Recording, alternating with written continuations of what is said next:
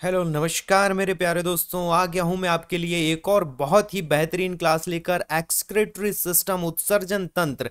आज की जो क्लास रहेगी मेरे फ्रेंड, हर एक एग्जाम के लिए बहुत ही ज़्यादा महत्वपूर्ण होने वाली है, क्योंकि इस क्लास से भैया एक्सक्रीटरी सिस्टम से हर एक एग्जाम में जो है वो क्वेश्चन पूछे जाते हैं। और आज हम फुल डिटेल में पूरे एक्सक्रीटरी सिस्टम उत्सर्जन तंत्र को समझने वाले हैं। तो आज की क्लास बहुत ही इंपॉर्टेंट होने वाली है, बने रहेगा हमारे साथ वीडियो के लास्ट तक, ताकि पूरा एक्सक्रीटरी सिस्टम आपको बहुत ही बेहतरीन तरीके से समझ में आ सके। अ, नमस्कार, मैं स्वागत करता हूं आपका एक और नई क्लास में। चलिए शुरुआत करते हैं हमारी क्लास की। एक्सक्रीटरी सिस्टम उत्सर्जन तंत्र के बारे में हम आज पूरी डिटेल में समझने वाले हैं मेरे फ्रेंड। चलिए सबसे पहले हम एक्सक्रीटरी सिस्टम में जो उत्सर्जी अंग होते हैं उनको सबसे पहले समझ लेते हैं। तो आज की क्लास में हम क्या क्या पढ़ने वाले हैं? हम पढ़ने वाले हैं किडनी के बारे में, वृक्क के बारे में पढ़ने वाले हैं, साथ ही लीवर के बारे में पढ़ने वाले हैं पूरी डिटेल से, स्किन के बारे में समझने वाले हैं, त्वचा के बारे में, और लंग्स जो होते हैं लंग्स के बारे में भी समझने वाले हैं। तो जितने भी एक्सक्रीटरी ऑर्गन है, किडनी है, लीवर है, हमारी त्वचा है या और फेफड़े हैं, ये सभी जो है वो मुख्य उत्सर्जी अंग कहलाते हैं हमारे बॉडी के। इन सभी के बारे में हमारी आज की क्लास जो रहेगी वो रहेगी। चलिए भाई शुरुआत करते हैं क्लास की। एक्सक्रीटरी सिस्टम की अगर डेफिनेशन कहें हम कि उत्सर्जन तंत्र क्या होता है, तो भैया मानव उत्सर्जन तंत्र, जिसे हम यूरिन तंत्र के रूप में भी जानते हैं, कई बार एग्जाम में आया हुआ, यूरिन तंत्र किसे कहते हैं? उत्सर्जन तंत्र को ही कहते हैं, है ना। उपापचय अपशिष्ट उत्पादों को खत्म करने और शरीर के तरल पदार्थों और इलेक्ट्रोलाइट संतुलन को बनाए रखने के लिए जिम्मेदार। थोड़ी सी बातें समझ लीजिएगा मेरे फ्रेंड, बहुत ही ज्यादा सिंपल है। It is responsible for elimination metabolic waste. जितने भी मेटाबॉलिक वेस्ट होते हैं उनको एलिमिनेट करने का काम करता है, और साथ में मेंटेनिंग करने का काम करता है। किसको? फ्लूइड को और इलेक्ट्रोलाइट को। अब ये इलेक्ट्रोलाइट क्या होता है मेरे फ्रेंड? इलेक्ट्रोलाइट के बारे में हम बता दें कि हमारी बॉडी में जितने भी आयन होते हैं, जो महत्वपूर्ण आयन है, जैसे कि कैल्शियम के आयन है, सोडियम के आयन है, क्लोरीन के आयन है ना, ये सभी आयनों का जो संतुलन होता है उसे हम क्या कहते हैं? इलेक्ट्रोलाइट संतुलन। तो इलेक्ट्रोलाइट संतुलन मींस आयनों का संतुलन बनाए रखने भी महत्वपूर्ण भूमिका निभाता है। और साथ में जो वेस्ट प्रोडक्ट होते हैं हमारे बॉडी के, बोले उपापचय अपशिष्ट उत्पादों को खत्म करें और शरीर में तरल पदार्थों और इलेक्ट्रोलाइट संतुलन को बनाए रखने के लिए जिम्मेदार होता है उत्सर्जन तंत्र। चलिए आगे समझते हैं मेरे फ्रेंड। उत्सर्जन तंत्र में हम सबसे इंपॉर्टेंट जो ऑर्गन है हमारे लिए, वो है हमारा यूरिनरी सिस्टम, जिसको हम कहते हैं यूरिन तंत्र, जिसमें किडनी आता है, ब्लैडर आता है, यूरेथ्रा है, यूरेटर है, और भी बहुत सारी चीजें हैं। चलिए एक एक करके समझ लेते हैं भाई। उत्सर्जन तंत्र को थोड़ा सा और डिफाइन कर लेते हैं। उत्सर्जन तंत्र जो होता है, रक्तचाप जिसे क्या कहते हैं भाई?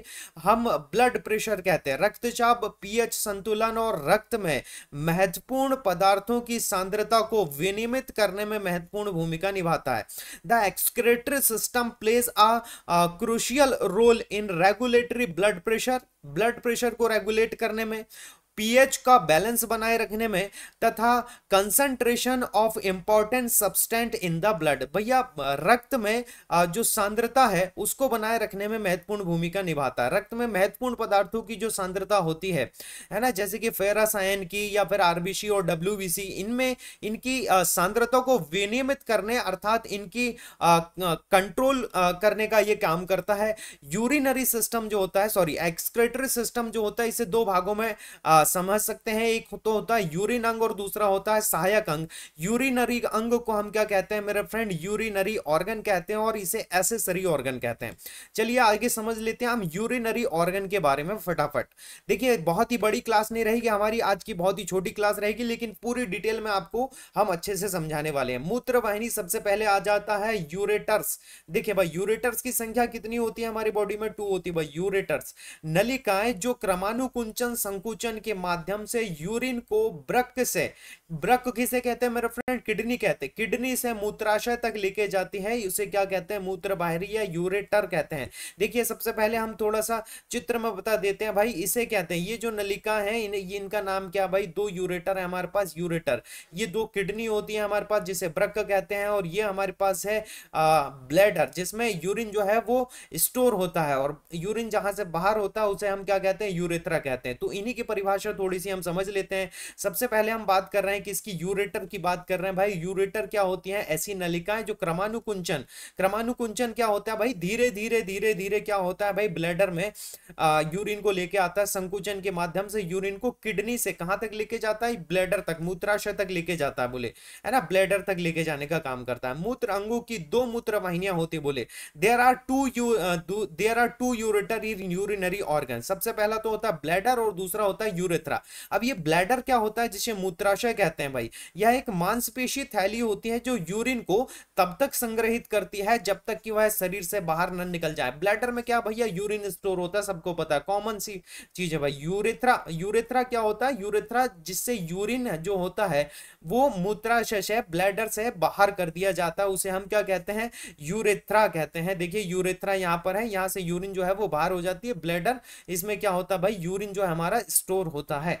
चलिए सब अब बात करते हैं किडनी की। किडनी की संख्या कितनी है हमारे पास भाई? मूत्राशय अंग में सबसे पहला हमारे पास आ जाता है यूरिनरी ऑर्गन में किडनी। किडनी कितनी होती है भाई हमारे शरीर में? दो होती है। और कैसी होती है? बीन शेप्ड होती है बोले। बीन शेप्ड मतलब जो सेम के दाने होते हैं या बीज होते हैं उनके जैसे होती है। आमाशय की गुहा के ठीक पीछे स्थित होती है। बीन शेप ऑर्गन होता है। वयस्क में दो वृक्क होते हैं। एक वयस्क मनुष्य की प्रत्येक वृक्क की लंबाई, अगर लंबाई की बात करें हम, 10 से 12 सेंटीमीटर लंबाई होती है। चौड़ाई जो है 5 से 7 सेंटीमीटर और मोटाई 2 से 3 सेंटीमीटर होती है।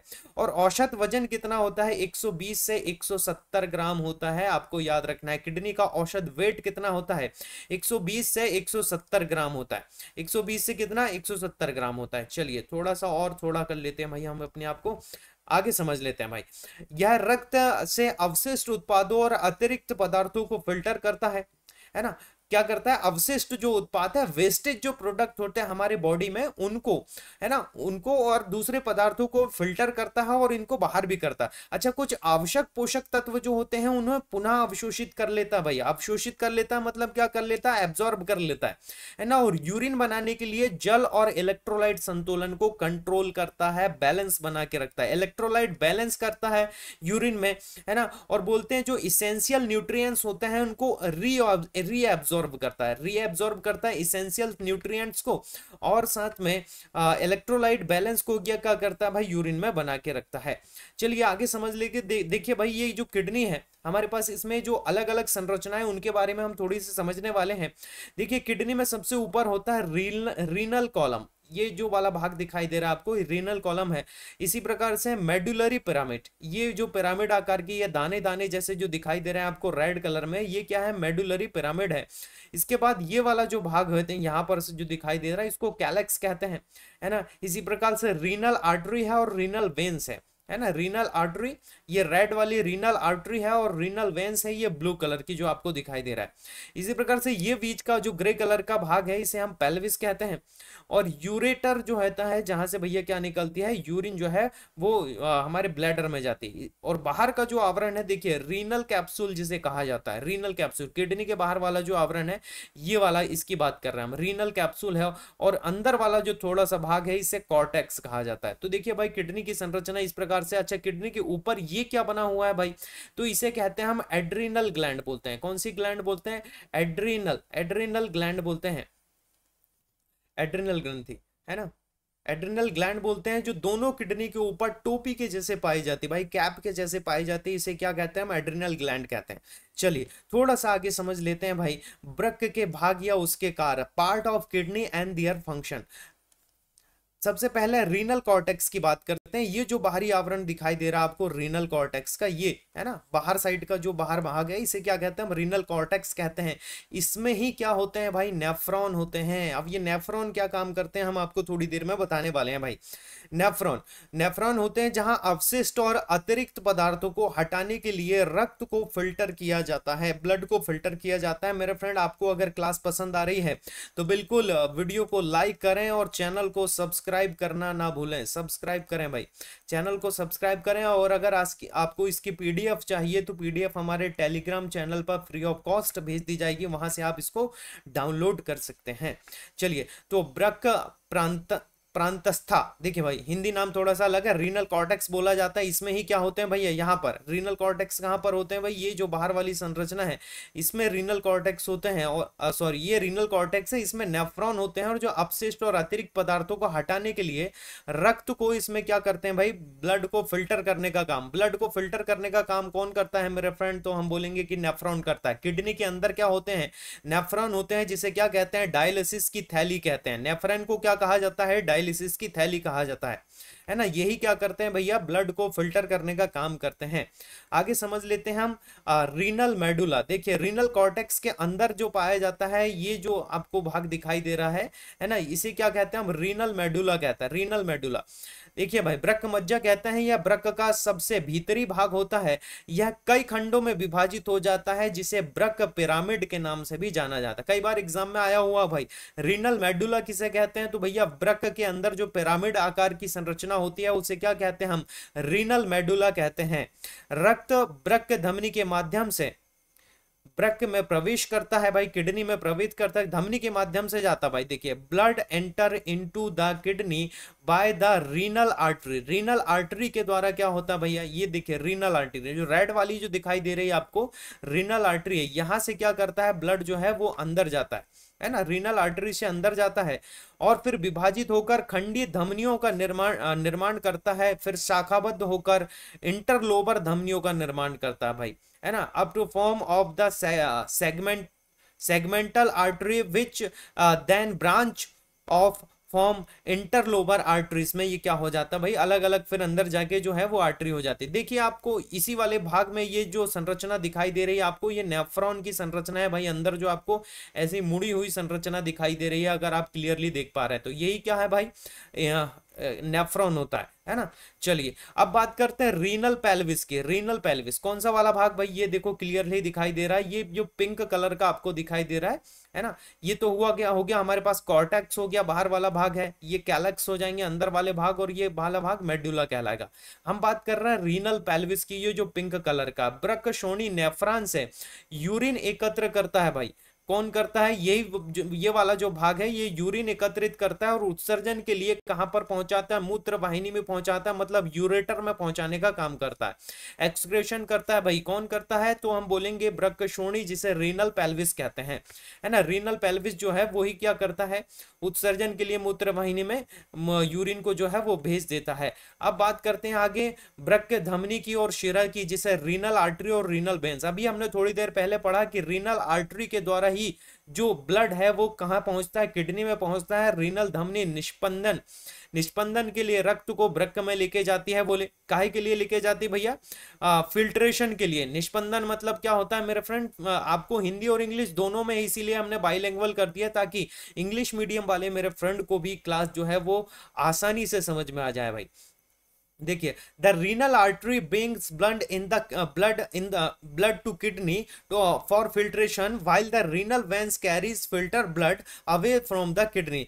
जब ब्रक शिरा फिल्टर कर दिया जाता है तो ब्रक रक्त को किडनी से क्या ले जाती है भाई, दूर लेके जाती है। कौन, वेन्स। वेन्स जो होती है, बोले शिराएं जो होती हैं, ये रक्त को किडनी से बाहर लेके जाती है, दूसरे ऑर्गन तक लेके जाती है। अब हम बात करते हैं यूरेटर की। यूरेटर कहाँ है भाई, ये जो हमारे पास नली है किडनी से भैया ब्लड जो है वो अब कहाँ आता है, यूरेटर में आता है। यूरेटर के बाद आ जाएगा कहाँ पर, ब्लैडर में आ जाएगा, है ना। यूरेटर के बाद ब्लैडर में आ जाएगा। तो यूरेटर के बारे में समझते हैं, मूत्र वाहिनी भंडारण और अंततः निष्कासन के लिए यूरिन को ब्रक से मूत्राशय तक लेके जाती है भाई। Ureter transport urine from the kidney to the bladder to storage and eventual elimination. भैया बाहर करने के लिए, एलिमिनेट करने के लिए यूरिन को कहाँ लेके जाता है, ब्लैडर तक लेके जाता है। बोले कौन, यूरेटर लेके जाता है।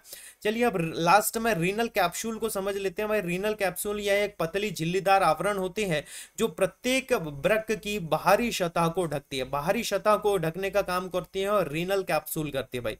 ये जो आपको ब्लैक कलर का बाहर साइड में दिखाई दे रहा है मेरे फ्रेंड, इसी को क्या बोलते हैं हम, रीनल कैप्सूल कहते हैं। ये देखिए यहाँ पर चित्र में दिखाई दे रहा है, इसे रीनल कैप्सूल कहते हैं। क्लियर है। चलिए आगे समझ लेते हैं थोड़ी सी और चीजें। अब एसेसरी ऑर्गन की बात करें, एसेसरी ऑर्गन में सबसे पहला आता है भाई लीवर। लीवर है जो बहुत ही इंपॉर्टेंट ऑर्गन है हमारी बॉडी का भाई, है ना। रक्त से अवशिष्ट उत्पादों और विषाक्त पदार्थों को संसाधित करता है। क्या करता है मेरे फ्रेंड? प्रोसेस करता है वेस्ट प्रोडक्ट को and toxins from the blood. Blood में जितने भी टॉक्सिन्स हैं और वेस्ट प्रोडक्ट हैं उनको प्रोसेसिंग करता है, संसाधित करता है और उन्हें ऐसे रूप में परिवर्तित करता है जिन्हें किडनी या आंतों द्वारा उत्सर्जित किया जा सके। ये उत्सर्जन नहीं करता, उन्हें इस रूप में प्रोसेसिंग कर देता है ताकि किडनी या फिर जो हमारी आंतें हैं, है ना, उन्हें क्या कर सके? उत्सर्जित कर सके। तो इसलिए ये हमारा जो है वो मेन ऑर्गन हो जाता है। अच्छा, आपको पता है लीवर के बारे में? लीवर को हम क्या कहते हैं हिंदी में? यकृत कहते हैं। और यकृत जो है हमारी शरीर की सबसे बड़ी ग्रंथि होती है। सबसे बड़ी ग्रंथि कौन सी है भाई? हमारी बॉडी की सबसे बड़ी ग्लैंड कौन सी होती है? तो वह लीवर होती है। लीवर के नीचे आप ये थोड़ा सा देख रहे हैं, इसको हम गॉल ब्लैडर कहते हैं, पित्ताशय कहते हैं। और लीवर भैया क्या बनाता है? तो हम बोलेंगे बाइल जूस बनाता है। बाइल जूस जिसे हम क्या कहते हैं? पित्तरस कहते हैं, पित्तरस, है ना, पित्तरस बनाता है भाई। और जो पित्तरस होता है ये हमारे भोजन के डाइजेशन में बहुत ही ज्यादा महत्वपूर्ण भूमिका निभाता है। आगे समझ लेते हैं भाई फेफड़ों के बारे में, लंग्स के बारे में। ये लंग्स क्या करते हैं भाई? ये कैसे हमारे पास उत्सर्जी ऑर्गन हो गए? ये कार्बन डाइऑक्साइड को उत्सर्जित करते हैं। लंग्स किसको उत्सर्जित करते हैं भाई? CO2 को उत्सर्जन करते हैं, जिससे शरीर में अम्ल क्षार संतुलन को बनाए रखने में मदद मिलती है भाई। ये क्या करते हैं? CO2 का उत्सर्जन करते हैं। देखिए भाई जो लंग्स होते हैं, ये ऊपर वाली जो श्वास नली है इसे क्या कहते हैं हम भाई? ट्रैकिया कहते हैं, है ना, ट्रैकिया। ट्रैकिया फिर आगे 2-3 ब्रांच में डिवाइड हो जाता है। ट्रैकिया अगर दूसरी ब्रांच में डिवाइड होता है तो इसे ब्रोंकी कहते हैं। ब्रोंकी फिर अलग और झाड़ी नुमा संरचना जो आपको दिखाई दे रहा है, ये ब्रोंकियोल्स में डिवाइड हो जाती है। और लास्ट में ये हमारे पास एल्वियोलाई बसता है। ये जो एल्वियोलाई होते हैं ये हमारे गुब्बारों की जैसी संरचना है और इन्हीं में वायु जो है वो प्रवेश करती है। इन्हें में रक्त भी रहता है और वायु और ब्लड दोनों क्या करते हैं साथ में? ब्लड जो है वो ऑक्सीजन को एब्जॉर्ब कर लेता है ना, उसे ट्रांसपोर्ट करता है हमारी सेल्स के पास में। तो ये हमारे पास क्या करते हैं? फेफड़े जो होते हैं बोले CO2 का एक्सक्रेशन करते हैं। त्वचा, त्वचा भी क्या हमारे पास उत्सर्जी ऑर्गन है? बिल्कुल। त्वचा जो है थोड़ी मात्रा में अपशिष्ट को छोड़ती है, जैसे कि यूरिया और लवण युक्त स्वेद पसीना। पसीना भैया क्या है? उत्सर्जी है हमारे पास, है ना। और स्वेद के माध्यम से शरीर के तापमान को क्या करती है भाई? नियंत्रित करती है। जो स्वीट होता है हमारे पास, स्वीटिंग होती है, जो पसीना होता है उससे क्या होता है भैया? हमारा तापमान नियंत्रित रहता है। देखिए मैडम कितने सुंदर दिखाई दे रहे हैं भैया। ये क्या हो रहे हैं भैया? फेस वॉश लगा रहे हैं क्या? समझ में नहीं तो आ रहा भैया, फेस वॉश है क्या? फिर यूरिन बाहर निकल रहा है? सॉरी सॉरी, ये है। चलिए चलिए आगे समझ लेते हैं भाई। चलिए आगे समझ लेते हैं हम निष्पंदन, यूरिया। अच्छा, यूरिन निर्माण की विधि, अवशिष्ट अवशिष्ट उत्सर्जन की प्रक्रिया। सबसे पहले रक्त प्रवाह, रक्त प्रवाह के बाद ग्लोमेरुलस में जाता है, फिर बोमन कैप्सूल में, ब्रक ट्यूब में, ब्रक श्रोणि, देखिए renal tube, renal pelvis, ureter, bladder, urethra, urinary मेचर, वेस्ट वेस्ट हो जाता है भाई। अवशिष्ट जो होता है वो हमारी बॉडी से बाहर हो जाता है बोले। चलिए अब फिल्ट्रेशन की बात कर रहे हैं, निस्यंदन। यूरिन निर्माण की क्रियाविधि समझ रहे हैं भाई? यूरिन निर्माण की क्रियाविधि बहुत ही ज्यादा इंपॉर्टेंट है भाई। अगर आपने अभी तक नहीं पढ़ा यूरिन निर्माण की मैकेनिज्म क्या होती है तो थोड़ा सा समझ लीजिए। यूरिन निर्माण की मैकेनिज्म समझने वाले हैं हम। चलिए, रक्त को ब्रक कोशिका में फिल्टर किया जाता है भाई। जो किडनी की सेल्स होती है उसमें फिल्टर किया जाता है, जिसमें छोटे छोटे जो नेफ्रॉन होते हैं, छोटे अणु नेफ्रॉन में प्रवेश कर जाते हैं। पुनः अवशोषण, रीएब्जॉर्प्शन बोलते हैं। जल, ग्लूकोज और आयन जैसे आवश्यक पदार्थ नेफ्रॉन नलिकाओं से रक्त प्रवाह में पुनः अवशोषित कर दिए जाते हैं। जो भैया जो इंपॉर्टेंट हमारे पास चीजें होती हैं जैसे कि जल है, ग्लूकोज है या फिर जो आयन होते हैं, ये रीअब्जॉर्ब कर लिए जाते हैं किसके द्वारा भैया? पुनः अवशोषित कर लिए जाते हैं नेफ्रॉन नलिकाओं से रक्त प्रवाह में पुनः अवशोषित कर लिए जाते हैं। फिर होता है सीक्रेशन। कुछ अपशिष्ट उत्पाद और अतिरिक्त आयन सक्रिय रूप से रक्त से नेफ्रॉन में ले लिए जाते हैं, है ना। अवशिष्ट उत्पाद जो और या अतिरिक्त आयन जो होता है जो सक्रिय रक्त से कहां पहुंच जाते हैं? नेफ्रॉन में, और नेफ्रॉन से फिर बाहर हो जाते हैं भाई, है ना। आगे आता है कंसंट्रेशन, सांद्रता। नेफ्रॉन शरीर के तरल पदार्थ के संतुलन को बनाए रखते हुए यूरिन को सांद्रित करने के लिए जल का पुनः अवशोषण करता है। जल को क्या करता है? पुनः अवशोषित करता है। इसी प्रकार से संग्रह है, कलेक्शन है। यूरिन को ब्रक श्रोणि में एकत्र किया जाता है, मूत्र वाहिनी के माध्यम से ले जाया जाता है और उन्मूलन तथा मूत्राशय में संग्रहित किया जाता है। यहाँ पर भैया इंग्लिश में भी लिखा है, जिनको हिंदी में समस्या है थोड़ा सा आप इंग्लिश में पढ़ लें ताकि समझ में आ जाए। Urine is collected in the renal pelvis, transported through the ureter and store in the bladder until elimination. Elimination तक क्या करता है भैया, मूत्राशय जो है यूरिन को स्टोर करके रखता है। अब यूरिन के बारे में थोड़ी सी जान लेते हैं भाई। यूरिन के बारे में बहुत बार एग्जाम में क्वेश्चन बनता ही बनता है। देखिए भाई, यूरिन एक तरल अवशिष्ट उत्पाद है जो अवशिष्ट और अतिरिक्त पदार्थों को हटाने के लिए रक्त को फिल्टर करने के परिणाम स्वरूप वृक्क द्वारा उत्पन्न होता है ना। तो ये यूरिन क्या होता है भैया, एक तरल अवशिष्ट उत्पाद है, हमारे शरीर का वेस्ट प्रोडक्ट होता है ना।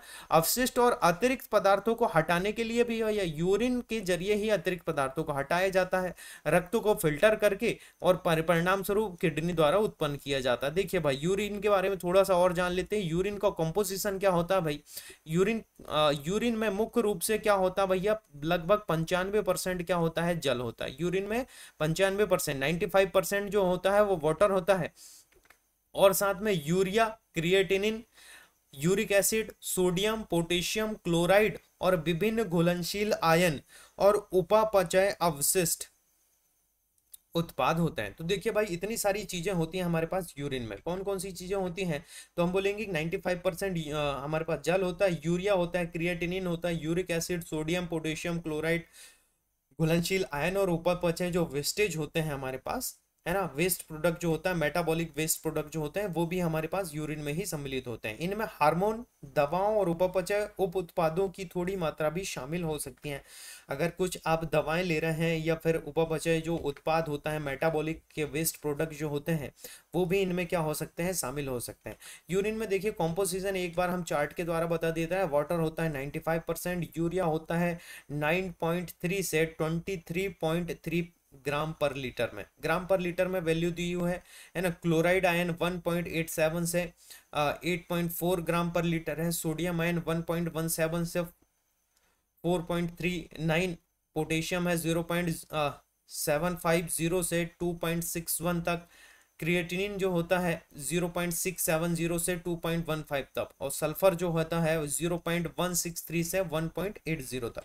चलिए, यूरिन के भौतिक गुण, अगर यूरिन दिखता कैसा है मेरे फ्रेंड, यूरोक्रोम की उपस्थिति के कारण, बहुत ही इंपॉर्टेंट चीजें आगे, बहुत बहुत बहुत ज्यादा इंपॉर्टेंट है भैया। यूरोक्रोम की उपस्थिति के कारण हल्के पीले रंग का होता है यूरिन। किसके कारण, यूरोक्रोम की उपस्थिति के कारण। यह विशिष्ट इसमें गंध होती है जो आहार और जल योजन के आधार पर भिन्न भिन्न हो सकती है। जो आपका खाना है और जो आपकी जल योजन है, हम बोल सकते हैं हाइड्रेशन है, उसके आधार पर क्या हो सकते हैं, यूरिन में जो गंध है वो अलग अलग हो सकती है।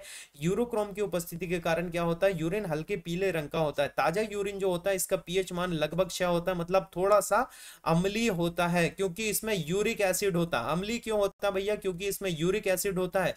यूरिक एसिड प्रेजेंट होने के कारण ये अम्लीय होता है। 6 होता है इसका पीएच मान। हाइड्रोजन आयन भी होते हैं जो किडनी में नलिकाकार स्त्राव की प्रक्रिया के द्वारा ही क्या होते हैं, बाहर निकलते हैं। देखिए भाई, यूरिन का जो कलर है वो इस प्रकार से होता है भाई, रेड है, ब्राउन है ना, येलो है या लाइट येलो है, इस प्रकार की यूरिन जो है वो हो सकते हैं। देखिए भाई, यूरिन जो होता है ये डायलिसिस, जब वृक्क ठीक से काम करना बंद, अच्छा अब हम क्या पढ़ रहे हैं भाई, डायलिसिस एक प्रोसेस होती है जिसे हिंदी में हम अपोहन कहते हैं भाई। क्या कहते हैं, अपोहन कहते हैं। हिंदी मीडियम वालों को भी बताना जरूरी भाई। जब वृक्क ठीक से काम करना बंद कर देता है तो यह रक्त से अवशिष्ट उत्पादों और अतिरिक्त तरल पदार्थ को निकालने की एक कृत्रिम विधि है भाई। ब्लड के अंदर से यूरिया को बाहर निकालना, अवशिष्ट उत्पादों को बाहर निकालना। जब किडनी काम नहीं कर रही तो किडनी का काम कौन करेगा, तो भैया किडनी का काम करेगा ये मशीन, है ना। मशीन काम करेगी तो इस मशीन के जरिए जो प्रोसेस होती है उसे क्या कहते हैं, हम डायलिसिस कहते हैं भैया। इससे रक्त में उपस्थित जो अवशिष्ट पदार्थ हैं, अवशिष्ट उत्पाद हैं, और साथ साथ में और जितने भी हमारे पास वेस्टेज प्रोडक्ट है और यूरिया है, इसको शरीर से बाहर कर दिया जाता है, उसको डायलिसिस कहते हैं। उत्सर्जन तंत्र के कुछ विकार पड़ रहे हैं, disorder of the excretory system, वृक्क की पथरी, रीनल जो किडनी स्टोन होता है, सबसे कॉमन प्रॉब्लम है भैया आज की डेट में। हम बोले कि हर चौथे, पांचवें या 10वें व्यक्ति को जो है वो, हर 10वें व्यक्ति को अगर बोला जाए इंडिया में, तो क्या पाई जाती है भाई, वृक्क की पथरी पाई जाती है भाई, किडनी की पथरी। वृक्क में ठोस एकत्र हो जाता है जिससे गंभीर दर्द होता है, मूत्र मार्ग में रुकावट होती है। भाई ये किडनी क्या होती है, किडनी में ही क्यों होती है भाई, किडनी के अलावा और कहाँ कहाँ होती है भाई स्टोन? तो हम बोल सकते हैं सबसे ज्यादा तो ये किडनी में होती है, हालांकि स्टोन जो होती है वो बॉडी में कहीं भी हो सकती है, गॉल ब्लैडर में हो सकती है। किडनी की जो स्टोन होती है ये calcium calcium oxalate calcium phosphate इनके कारण हो सकती है। तो कैल्शियम के जब आयन या कैल्शियम ऑक्जेलेट या फिर कैल्शियम फॉस्फेट है ना, ये जब हमारे किडनी में ज्यादा हो जाती हैं और ब्लड जो है इनको फिल्टर नहीं कर पाता है, तो क्या बन जाती है भाई, स्टोन बन जाती है। इसलिए पानी की मात्रा जो है बोले हमें ज्यादा से ज्यादा मात्रा में लेना चाहिए, ताकि ब्लड के अंदर जितने भी हमारे पास कैल्शियम ऑक्जेलेट या कैल्शियम फॉस्फेट के जो आयन होते हैं वो शरीर से आसानी से बाहर कर दिए जाएं। अगर बाहर नहीं होंगे तो भैया ये धीरे धीरे धीरे धीरे जम के क्या बन जाएंगे, स्टोन बना लेंगे, बोले पथरी बना लेंगे। चलिए, मूत्र मार्ग का संक्रमण, यूटीआई प्रॉब्लम होते हैं जीवाणु संक्रमण जो किडनी, ब्लैडर और मूत्र मार्ग को प्रभावित कर सकता है, जिससे असुविधा होती है। भैया यूरिनरी ट्रैक इन्फेक्शन बोलते हैं, यूटीआई का पूरा नाम यूरिनरी ट्रैक इन्फेक्शन है। जो यूरिनरी ट्रैक में क्या हो जाता है भाई, इन्फेक्शन हो जाता है ना, यूरिनरी ट्रैक में क्या हो जा रहा है, इन्फेक्शन हो जाता है, बैक्टीरिया के कारण हो जाता है, जिससे क्या हो सकती है भैया, जलन हो सकती है, और भी दूसरी समस्याएं हो सकती है, दर्द वगैरह। किडनी फेलियर, रक्त की अपशिष्ट को फिल्टर करने और द्रव संतुलन बनाए रखने में असमर्थता, अक्सर डायलिसिस या प्रत्यारोपण की आवश्यकता। भाई किडनी फेलियर, अगर भैया ब्लड जो है वो ठीक से नहीं छन पा रहा है या अपशिष्ट जो है बाहर नहीं हो पा रहे हैं, तो भैया क्या हो जाती है, किडनी फेल हो जाती है। और लास्ट में हमारे पास एक ही ऑप्शन बचता है, बोले डायलिसिस, या फिर किडनी जो है वो ट्रांसप्लांट कर दिया जाए, दूसरे की किडनी लगा दिया जाए, या फिर डायलिसिस करवाते रहो बोले। चलिए, एक और इनकंटिन देखिए भाई, असंयम बोलते हैं, है ना, इनकंटिनेंस। इनकंटिनेंस एक डिसऑर्डर है, एक बीमारी है जिसमें यूरिन को ब्लैडर में स्टोर करना कठिन होता है। भाई ये क्या हो जाती है, बाहर हो जाती है। जब यूरिन क्रिया अनियंत्रित होती है, जिसके परिणाम स्वरूप अनैच्छिक रूप से क्या हो जाता है भाई, मूत्र उत्सर्जन होने लगता है। हमारी इच्छा के विरुद्ध जो है वो यूरिन जो है वो क्या होने लगता है, शरीर से बाहर होने लगता है। तब इस डिसीज को हम क्या कहते हैं भाई, इनकंटिनेंस कहते हैं, असंयम कहते हैं। पॉलीसिस्टिक किडनी रोग होता है, पीकेडी जिसको बोला जाता है, पॉलीसिस्टिक किडनी डिसीज है। एक आनुवांशिक विकार है जिसमें किडनी में कई तरल पदार्थ से भरी थैली की वृद्धि होती है, जो संभावित रूप से वृक्क की विफलता के कारण होती है। भैया सिस्ट हो जाते हैं, ये आपको दिखाई दे रही है, नॉर्मल किडनी है हमारे पास, है ना, ये नॉर्मल किडनी, और ये पॉलीसिस्टिक किडनी है। पॉलीसिस्टिक किडनी में क्या हो जाते हैं, आसपास जो है तो वो अतिरिक्त जो है वो थैली जैसी संरचना या सिस्ट हो जाता है, जिसमें तरल पदार्थ एकत्रित हो जाता है, जिसको पॉलीसिस्टिक किडनी डिसीज कहते हैं, है ना। तो मेरे फ्रेंड, आज की क्लास बस इतना ही। आशा करता हूं कि आज की क्लास में आपने बहुत कुछ सीखा होगा। अगर आपको ये पूरी पीडीएफ चाहिए तो आप हमारे इसी वीडियो के डिस्क्रिप्शन में एक लिंक दिया हुआ है हमारे टेलीग्राम चैनल का, वहां से आप पूरी पीडीएफ को डाउनलोड कर सकते हैं, या फिर आप स्लो मोशन में, हमने थोड़े से जल्दी में पढ़ा है क्योंकि थोड़ी समय की कमी होती है, इसलिए आशा करता हूँ कि आज की क्लास जो है आपको पसंद आई होगी। और अगर आपको पसंद आई है क्लास तो वीडियो को लाइक ज़रूर करें और चैनल को सब्सक्राइब करें, ताकि इसी तरह के जो वीडियो हैं हम आगे भी आपके लिए लेकर आ सकें। चलिए, थोड़ा सा एक बार और रिवाइज करवा देता हूँ मैं आपके लिए। जो फ्रेंड अभी जो जुड़ेंगे हमारे साथ फ्रेंड, उनको ये चीज़ें पता होनी चाहिए कि भाई हमने कौन कौन सी चीज़ें जो हैं वो अब तक पढ़ लिए हैं, है ना। अगर आपने पूरी क्लास देखा है मेरे फ्रेंड, तो मैं डेफिनेटली कह सकता हूँ कि आपने बहुत कुछ आज की क्लास में सीखा होगा। हमारी जो मेन एक्सक्रेटरी ऑर्गन होते हैं, सबसे पहले तो हमने किडनी पढ़ा, फिर लीवर के बारे में पढ़ा। लीवर जो है वो बाइल जूस बनाता है, और लीवर किसका सिक्रेशन करता है भाई, जो अवशिष्ट उत्पाद हैं उनका सिक्रेशन करता है, और उनको किडनी के पास पहुंचाता है। और किसके पास पहुंचाता है, हम बात करें कि किडनी के पास, और स्मॉल इंटेस्टाइन या जो आते होती हैं उनके पास पहुंचाता है, ताकि जो आते हैं या फिर जो किडनी है वो उनका उत्सर्जन कर सके। लंग्स जो है वो CO2 का उत्सर्जन करते हैं और O2 का एब्जॉर्प्शन करते हैं। तो लंग्स जो होते हैं वो CO2 का क्या करते हैं भाई, उत्सर्जन करते हैं, है ना। उत्सर्जन तंत्र हमने देखा, अलग अलग सारी चीजें पढ़ ली हैं भाई। चलिए,